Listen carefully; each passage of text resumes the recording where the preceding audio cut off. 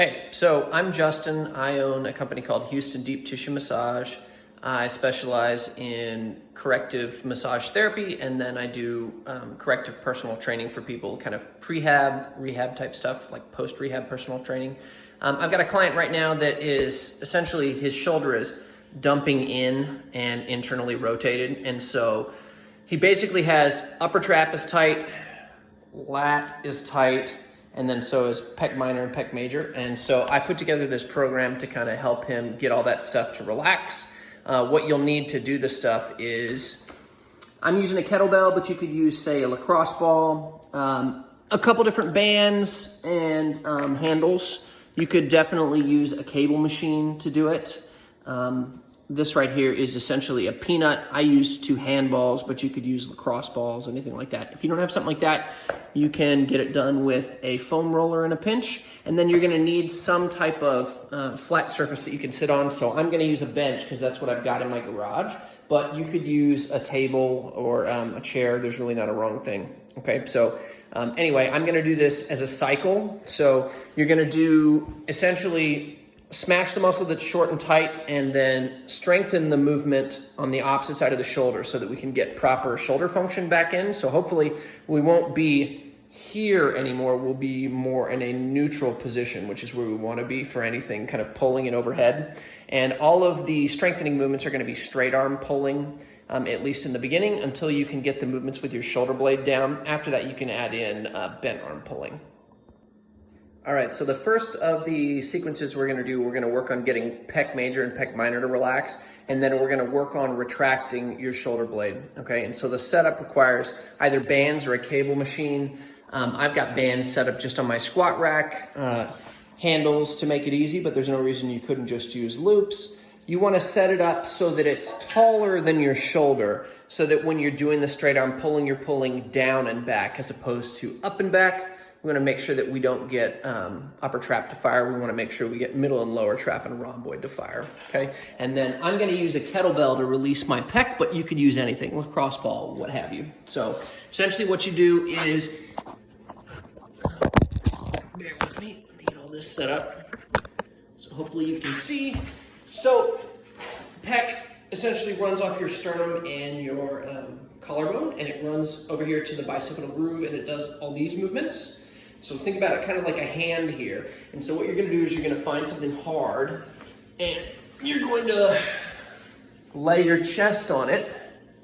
And then because we also wanna hit pec minor, we're gonna put our hand behind our back, find a spot that's bad, and then pull your shoulder blade back, okay? And hang out until whatever spot you find starts to feel better. So let's say 30 seconds, okay? And then you're immediately gonna switch, and you're gonna grab the bands, step back, and I want you to pull your shoulder blades back and down, walk out until you have quite a bit of resistance, and then you're gonna hold that for 30 seconds to a minute until you start to feel some burn between your shoulder blades. The important thing is that you're not shrugging your shoulders up towards your ears, but rather you're pulling them kind of back and down. In the beginning, we're gonna start out with that kind of isometric hold, and then we'll work our way up to pulling them kind of apart. Okay, so the second sequence, we're gonna do what we can to get upper trap to relax, and then you're gonna immediately follow it with depressing the shoulder blade, so pushing it down and back, okay? And so how we're gonna do that, I've got a band set up at the bottom of my squat rack, and then we're gonna use a pull-up bar or a lat pull-down machine, depending on what you've got, okay? And if you don't have very strong back muscles, the lat pull-down machine is kind of the way to go. And so what we're gonna do first, you're gonna grab this band, okay, and let's say that I'm working on my right trap. You're gonna put your hand through the band, kind of grab a hold of it, walk out and get quite a bit of tension, okay? You're gonna use your other hand, and you're gonna bring your chin and look towards your other shoulder. You're gonna bring your hand and pull your chin down towards your chest. You're gonna wind up your sort of trap in your pec, so kind of pull away. And then what I want you to do is to shrug your shoulder towards your ear, and you're gonna hold that for 5 seconds or so. Then you're gonna relax. And then the last thing we're gonna do is you're gonna help the band. So reach with your arm to put a big amount of stretch through trap. And you're gonna hold that for say 30 seconds. You can do multiple cycles. So contract, relax, and then help the stretch. And that should really wind up your trap. Once you feel like you've gotten quite a bit of release, you're going to go to the lat pull down machine or the pull-up bar. You're going to go wide grip and you're going to hang. Okay? And what I want you to do is pull down with your arms straight and just use your shoulder blades to pull yourself up and turn on the rhomboids in your lower trap. And we're going to do just like we did with the first sequence, where you hang for 30 seconds or so and really focus on pulling your shoulder blades back and down. And so multiple cycles would look like this. So we hang and then pinch. Hold that for 20 or 30 seconds and then lower yourself back down. And the goal is to be able to mobilize your shoulder blade.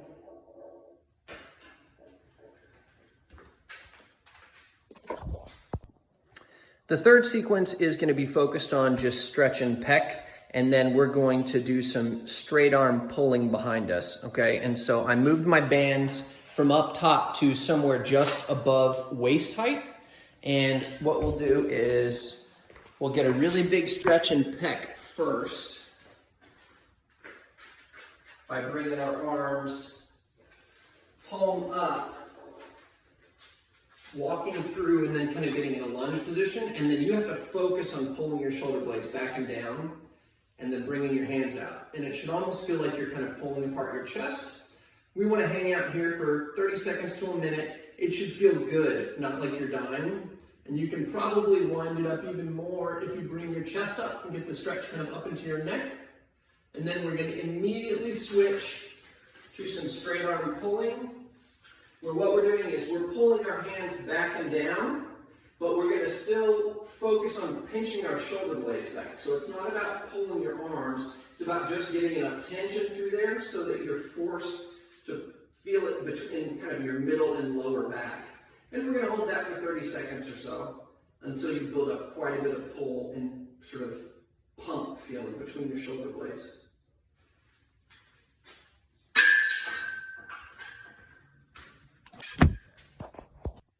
All right, so the last sequence, what we're gonna do is we're gonna work on opening up our T-spine. And so that's where we're gonna use our peanut, okay? And so the duct tape gives you enough room so that you can tolerate laying directly on top of your spine. And if this is an issue for you, you'll know what I mean. At the end of every day, sitting at a computer, it sort of feels like you're stuck bringing your back. And so what you're gonna do is put that on the ground, and you're gonna pick a spot somewhere between about there and about there, wherever you feel stuck.